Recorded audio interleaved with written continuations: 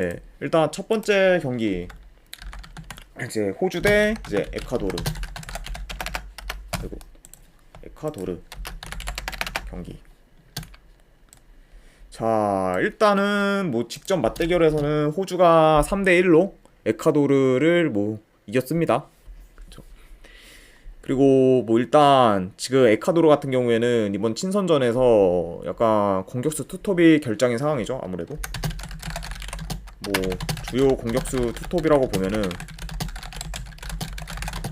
뭐 곤살로 프라타 그리고 뭐 에네르 발렌시아 등 어느 정도 좀 공격수에 약간 그 결정이 있다 보니까 조금 이제 직전 경기에서는 약간 무딘 공격력에서 무딘 그런 모습을 많이 보여줬어요.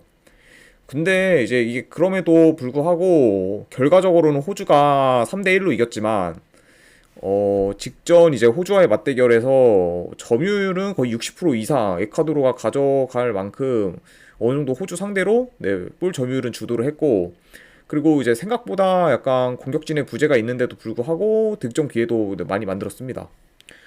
그러다 보니까 약간 결과는 3대1로 호주가 이겼는데 그에 비해서 약간 경기 내용은 그 결과만큼 에콰도르가 그렇게 밀리는 경기가 아니었다.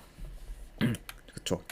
이게 그러다 보니까 아무래도 이번 2차전 그쵸. 에콰도르 입장에서도 이미 저번에 한번 맞 붙었으니까 어느 정도 약간 준비가 더 돼 있을 것 같기도 하고 그리고 지금 뭐 이제 아무래도 첫 경기는 이제 에콰도르가 호주에서 넘어와서 바로 경기를 뛰었던 터라 어느 정도 뭐 시차 적응이나 이런 게 잘 안 됐을 텐데 지금은 뭐 이제 어느 정도 적응이 됐던 터라 그 첫 번째 경기보다는 확실히 크게 밀릴 것 같진 않아요. 제가 봤을 때는.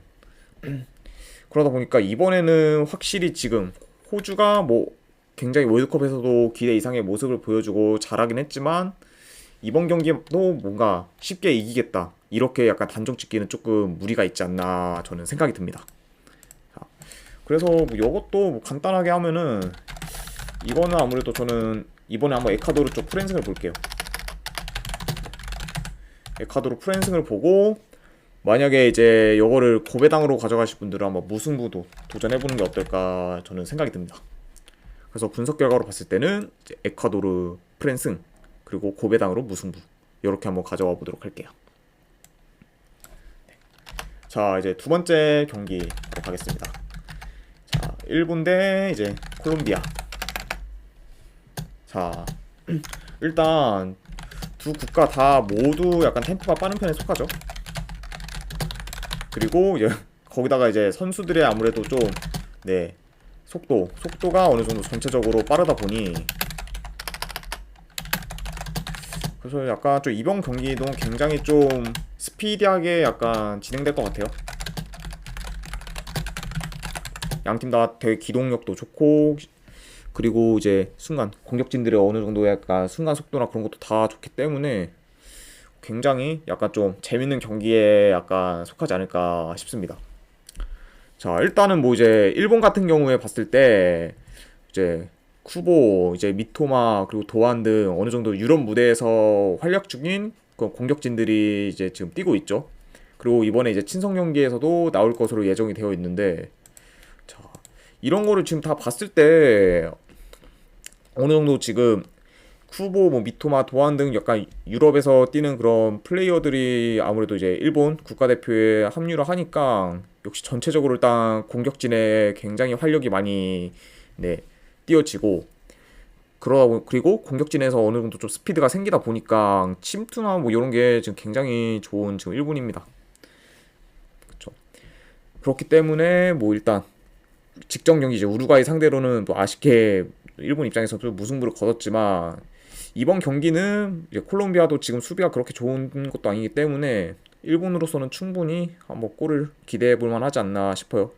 그래도 뭐 지금 콜롬비아도 저희 이제 대한민국전에서 봤을 때 와, 컵백으로 진짜 다 두 골 다 넣은 거 보니까 콜롬비아 역시도 지금 공격적으로 굉장히 지금 전개가 좋은 상황이다 보고 하다 보니까 이 경기는 아무래도 저득점보다는 약간 다득점 위주의 그런 일단 결과가 나올 것 같고 그리고 요거를 약간 좀 보면은 아무래도 저는 이제 일본 쪽이 그래도 좀 더 낫지 않을까 생각이 들어요. 아무래도 콜롬비아는 어느 정도 좀 결장 넣을 수도 있고 그리고 지금 뭐 일본 같은 경우에는 다들 아시다시피 뭐 저 월드컵 약간 출전 라인업과 굉장히 지금 유사하게 나오고 있는 중이기 때문에 이번 경기 뭐 승패를 만약에 한번 예상을 해보면은 아무래도 일본 쪽이 좀 더 낫지 않을까 싶어요. 일단 홈이기도 하고. 그래서 이거는 이제 분석 결과로 봤을 때는 저는 일본 승. 그리고 이제 고배당으로 도전하실 분들은 한번 햄무, 네, 햄무 한번 도전해 보시는 게 낫죠. 한 만약에 그리고 2.5 기준으로 오바. 요렇게 한번 보여집니다. 그렇죠. 만약 일본이 이기면은 대승보다는 그래도 약간 햄무 쪽이 조금 더 가능성이 있지 않을까 생각을 해서 배당도 어차피 햄무가 더 높으니까 햄무 쪽을 보고요.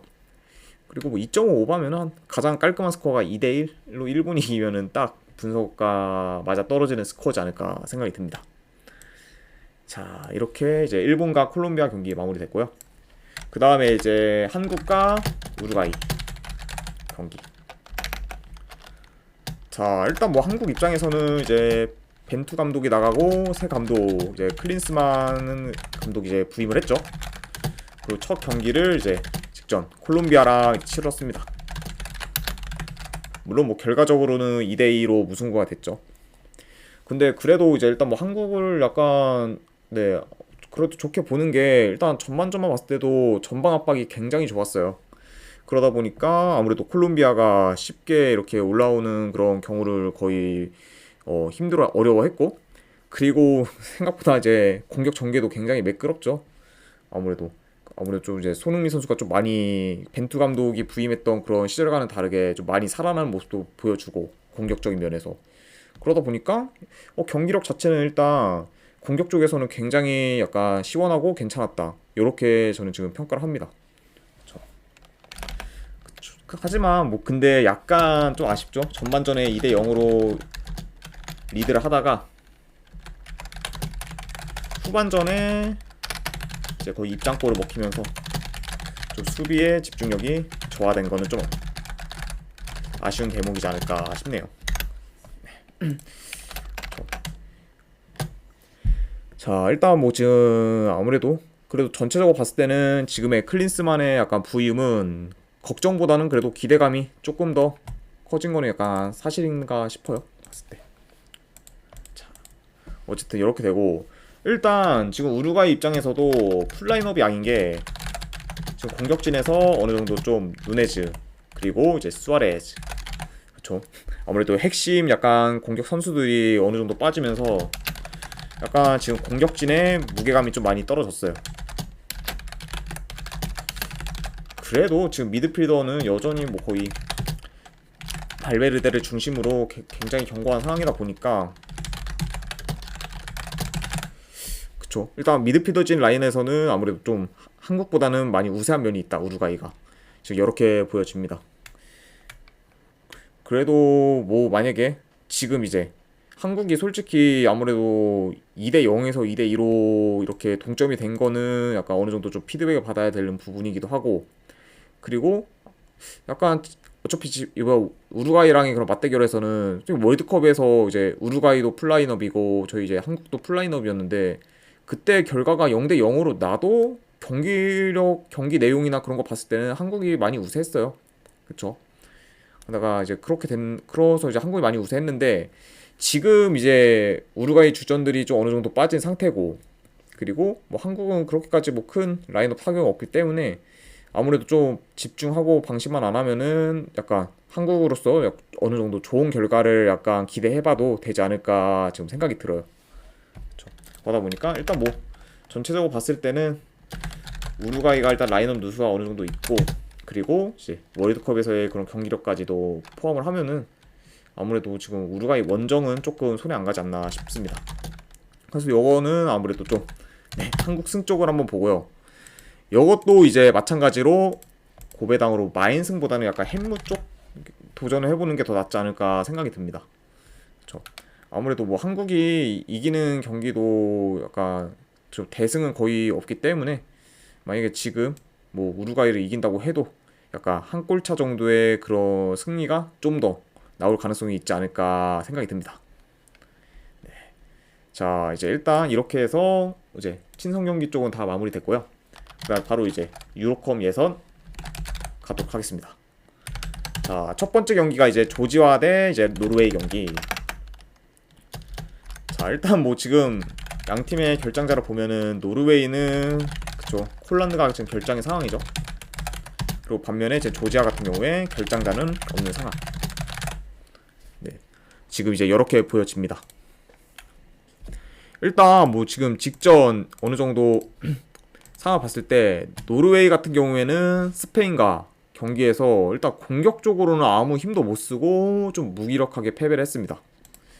그래서 이제 노르웨이 같은 경우에는 유스팅을 한 개를 기록할 정도로 홀란드의 그런 부재가 굉장히 지금 크게 느껴졌고, 그러다 보니까 약간 공격 쪽에서 제대로 된 전개도 안 되고, 그리고 약간 좀 메이킹도 많이 안 되다 보니까 일방적으로 스페인한테 약간 지지 않았나 생각이 들어요. 그리고 뭐 지금 일단 조지아 같은 경우에는 굉장히 지금 좋은 모습을 보여주고 있죠. 조지아 같은 경우 작년에 진 적이 없어요. 그리고 그만큼 지금 홈에서 굉장히 조직력이 좋고, 그리고 수비력도 지금 굉장히 좋기 때문에 이런 약간 지금 조지아가 지금 홀란드 빠진 그런 원정 노르웨이 상대로 쉽게 질 것 같은 느낌은 안 들어요. 오히려 조지아가 더 우세하다고 봅니다. 지금 현 상황에서 봤을 때는. 그래서 지금은 약간 노르웨이 상대로 좀 밀려 보이지는 않다. 약간 요렇게 제가 평가를 하고 싶네요. 아무래도 일단 수비가 단단하다 보니까 노르웨이도 아무래도 공격이 지금 많이 무딘 상태에서 조지아 상대로 쉽게 못 넣을 것 같고, 그렇다고 해서 뭐 조지아도 그렇게까지 공격력이 좋은 그런 팀은 아니다 보니까 전체적으로 봤을 때도 이 경기는 약간 다득점보다는 저득점 위주의 경기로 좀 더 흘러갈 가능성이 있지 않을까 생각이 듭니다. 그래서 이제 이 경기 같은 경우에는 분석 결과 저는 이제 조지아 쪽 프랜승을 보고, 그리고 고배당으로 도전하실 분들은 무승부 도전 나쁘지 않아 보입니다. 무승부로 한번 도전을 해보고, 그리고 2.5 기준으로는 언더 한번 보도록 하겠습니다. 자, 이렇게 한번 보도록 하고, 그 다음에 두 번째 경기 이제 루마니아 대 벨라루스. 자, 일단은 뭐 이제 루마니아 같은 경우에 수비수 1명, 공격수 1명 결장. 그렇죠. 그래도 이제 공격수는 이제 루마니아에서 어느 정도 주축 공격수인 푸스카스가 결장의 상황입니다. 자, 반면에 뭐 벨라루스 같은 경우에는 결장자가 없는 상태. 이렇게 지금 간단하게 결장자 누수를 한번 체크를 해봤고요. 자, 벨라루스 같은 경우에 직전 스위스한테 5대 0으로 대패를 했습니다. 그쵸? 그만큼 뭐 스위스도 어느 정도 샤킬이나 이제 엠볼로 같이 빠진 선수들이 있는데, 그런 스위스 상대로 좀 5대 0으로 대패를 한 거 보면은 좀 일단 수비적으로 많이 문제가 있고, 그리고 지금 루마니아 같은 경우에는 루마니아래요. 벨라루스 같은 경우에는 2년 가까이 승이 없는 상황입니다. 그래서 벨라루스의 약간 마지막 승리가 21년 3월 한 말 정도에 일어난 그 에스토니아와의 경기에서 이게 마지막 승이에요. 그만큼 지금 2년 동안도 승이 없는 그런 벨라루스다 보니까 전체적으로 지금 분위기가 많이 안 좋을 수밖에 없죠. 이렇게 봤을 때. 그러다 보니까 이거는 아무래도 지금 일단 벨라루스가 약간 이기겠다는 생각은 아무래도 좀 많이 힘들지 않을까 생각이 듭니다. 뭐 이것도 간단하게 코멘트를 치면은 뭐 루마니아가 지금 뭐 홈에서 공격력이랑 수비력 전부 밸런스 조화가 괜찮기 때문에 원정에서 지금 뭐 수비가 많이 안 좋은 벨라루스 상대로는 뭐 무난히 이기는 경기가 나오지 않을까 저는 예상을 합니다.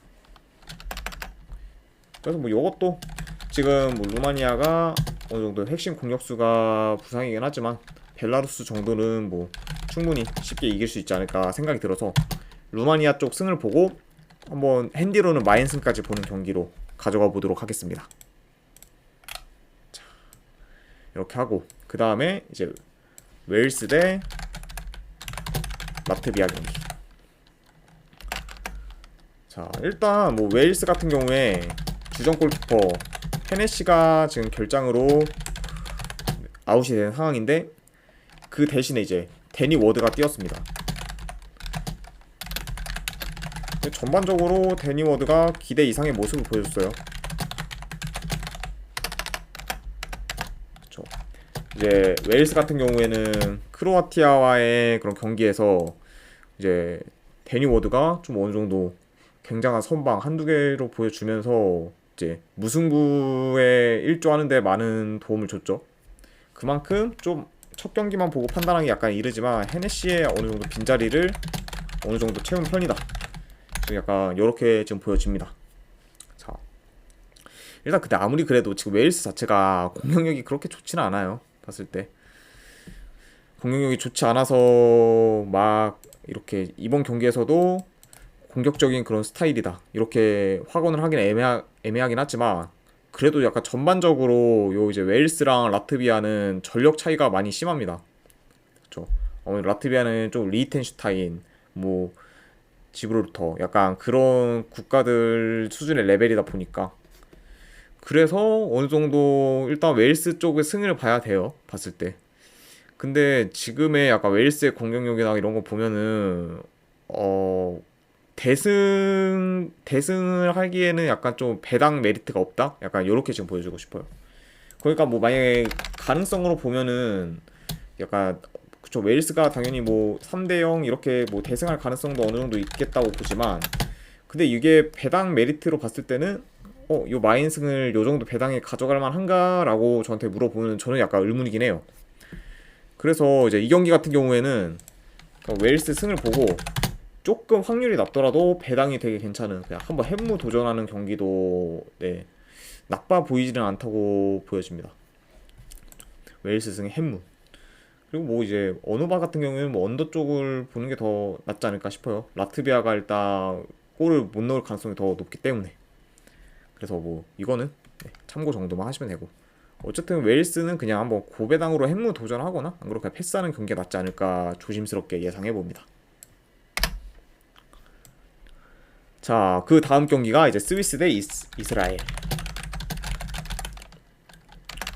자, 일단 스위스 같은 경우 지금 뭐 핵심 공격 자원인 샤키리 그리고 이제 모나코에 뛰는 엠볼로가 모두 결장을 했어요. 근데 뭐 직전 벨라루스 상대로 5대0 대승을 거뒀습니다. 그쵸. 뭐 그 중심에는 아무래도 레나토 스테판의 좀 해트트릭이 있지 않나 싶어요.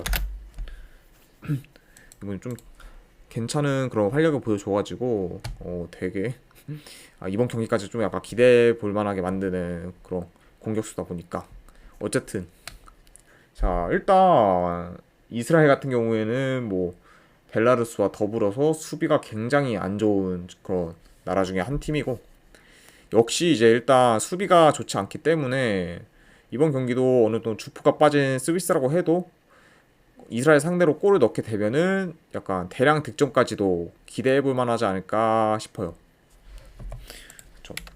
왜냐면은 이스라엘이 이게 수비가 많이 안 좋다 보니까 한 골 먹히면은 거의 이제 연달아 계속 실점을 하는 경우가 좀 많긴 하거든요.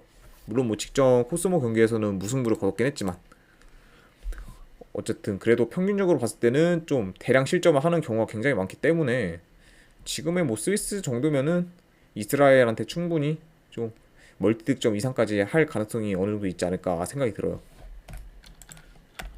일단 그래도 전반적으로 봤을 때 이스라엘도 역시 공격력이 좋은 팀 중에 하나이기 때문에 어느 정도 좀 공격적인 경기가 될 것 같고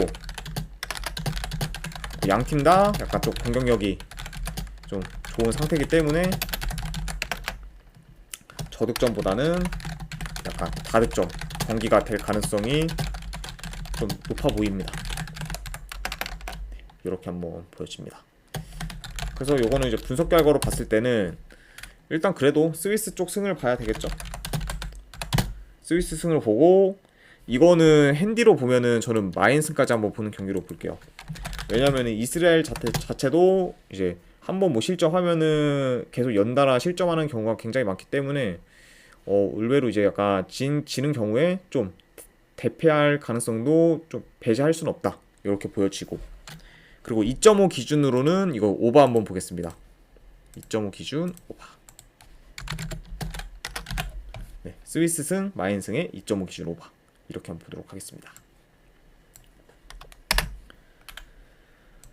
자, 그 다음 경기가 이제 튀르키예 대 크로아티아.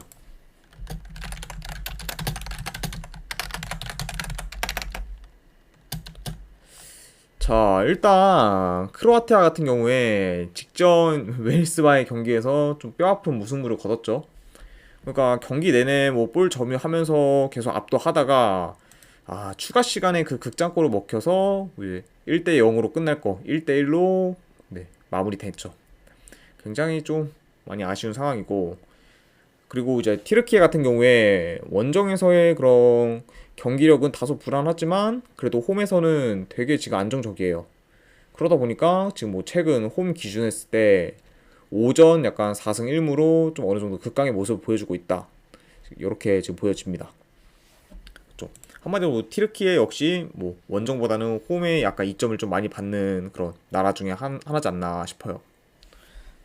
일단 뭐 약간의 경기 양상을 좀 보면은 크로아티아 같은 경우에는 뭐 원정에서 약간 더 수비에 약간 집중하는 모습을 많이 보여주죠. 그리고 지금 터키가 어느 정도 공격력이 좋다는 거를 다 이제 인지를 하고 있으니까, 그래서 이번 경기 크로아티아 입장에서는 좀 기존보다 더 수비에 어느 정도 치중을 할 가능성이 높다고 봐요. 그 이유는 뭐 일단 티르키예 자체가 뭐 공격력이 좋기도 하고, 그리고 원정이기도 하고 약간 여러 이유로 보는데, 이렇게 봤을 때는 아무래도 크로아티아 입장에서는 간간히 그래도 점유율을 좀 높이면서 어느 정도 약간 기회를 노리면서 그런 플레이를 하지 않을까 예상이 됩니다. 근데 그렇다고 해도 물론 뭐 크로아티아가 월드컵에서 좋은 성적을 내고 하지만 터키 홈은 솔직히 많이 저는 힘들다고 봐요. 아무래도. 그리고 그렇다고 뭐 지금 다 크로아티아가 공격력이 그렇게 좋다고 말하기도 좀 애매한 상황이기 때문에, 이 경기가 만약에 이제 터키 쪽, 그러니까 이제 터키 쪽이 좀 이기거나 무승부로 가는 결과로 나오면은 다득점보다는 좀 더 저득점 위주의 경기가 나오지 않을까 생각이 들어요. 그래서 요거는 분석 결과로 봤을 때는 저는 이제 티르키예 쪽 프랜승을 한번 볼게요. 이거 티르키예 쪽 프랜승을 보고 2.5 기준으로 언더 보겠습니다. 이렇게 한번 보는 경기로 가져가 보도록 할게요. 자, 그 다음에 이제 코소보 대 안도라 경기.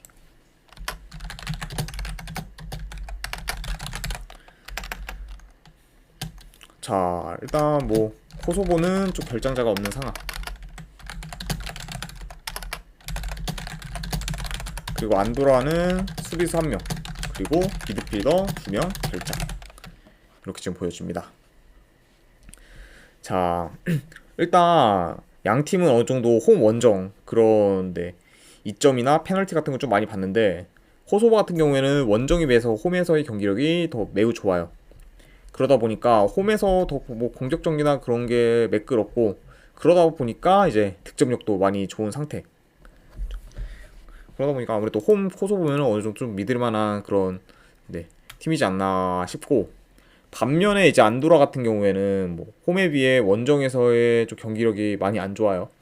그리고 특히 약간 수비가 원정에서 굉장히 안 좋은데, 그것 중에 하나가 이제 일단은 원정에서 안도라의 그런 최근 상황을 봤을 때 지브롤터한테 약간 실점도 하고, 지브롤터가 공격력이 거의 뭐 없는 그런 팀인데 그런 팀 상대로도 실점을 하고, 그리고 라트비아 그리고 몰도바한테도 원정에서 한 2, 3실점을 하는 등 굉장히 수비가 원정에서 많이 안 좋습니다.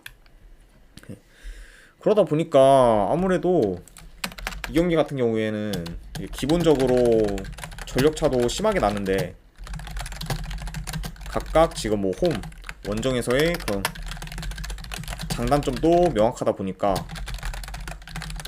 이 경기 같은 경우에는 진짜 뭐 코소보가 쉽게 이겨야 되는 경기지 않을까 생각이 들어요.